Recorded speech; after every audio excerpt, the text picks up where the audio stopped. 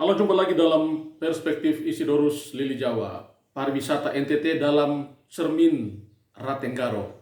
Saudara-saudara, mungkin Anda sudah mendengar berita atau membaca berita yang berkaitan dengan sebuah peristiwa yang terjadi di desa wisata Ratenggaro di Kabupaten Sumba Barat Daya. Eh, Dikisahkan bahwa ada sepasang suami istri YouTuber dari Jajago keliling Indonesia, John dan Riana, yang melakukan kunjungan ke desa Ratenggaro dan mereka mengalami situasi yang tidak menyenangkan ya. Mereka merasa tidak nyaman ketika berada di sana karena eh, mereka selalu diikuti oleh anak-anak, lalu kepastian berkaitan dengan biaya-biaya di sana juga tidak jelas. Misalnya biaya parkir yang disepakati awal 20.000 tetapi malah mereka diminta 50.000, atau ketika mau menerbangkan drone, ketika ditanya ya itu sukarela saja mau kasih berapa, tetapi setelah drone-nya diterbangkan dan selesai malah diminta 75.000 ya.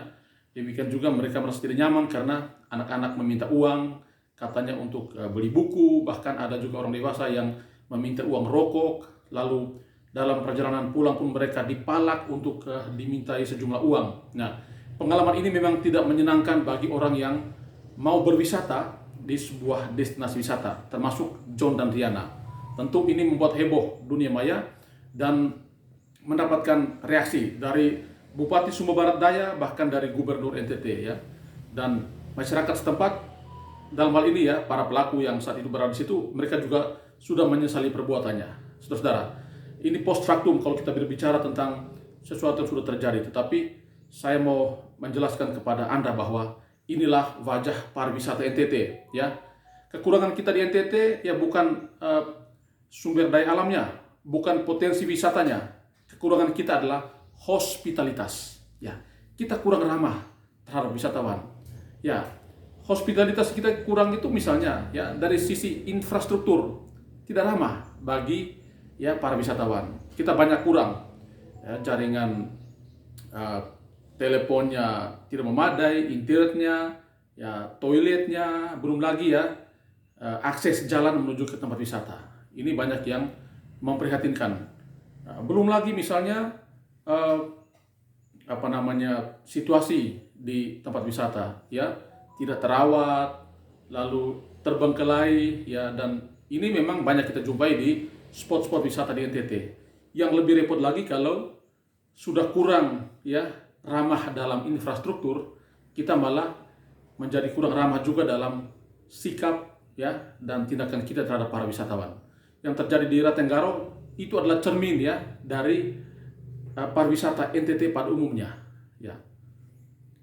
Masyarakat belum teredukasi secara baik untuk bagaimana bisa menerima dan ya melayani para wisatawan yang datang ke spot-spot wisata kita di Nusa Tenggara Timur. Kita mungkin tidak bijak jika mempersalahkan ya anak-anak atau orang-orang yang ada di desa adat, desa wisata Ratenggaro di Sumba Barat Daya sana.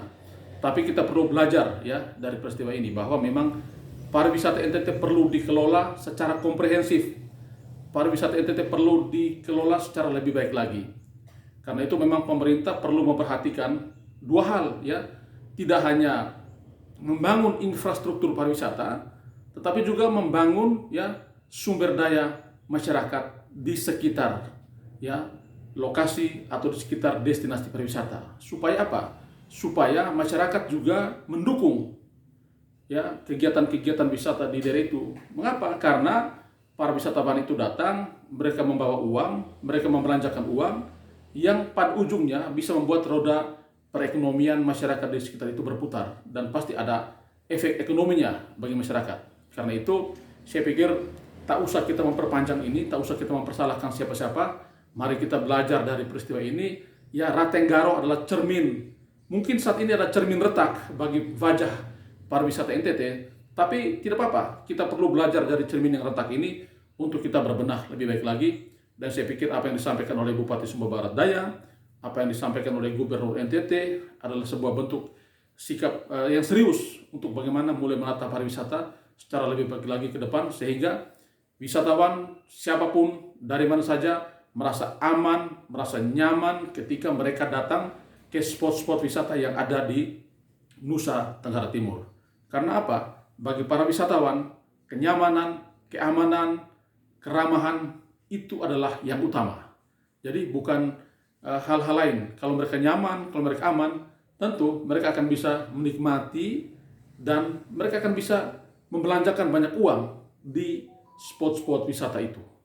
Sehingga bagi saya, ya, Ratenggaro adalah cermin untuk kita melihat wajah pariwisata di NTT, tapi juga untuk kita mengambil sikap menata wisata NTT menjadi lebih baik. Ayo bangun NTT, ayo bangun pariwisata NTT. Tuhan memberkati.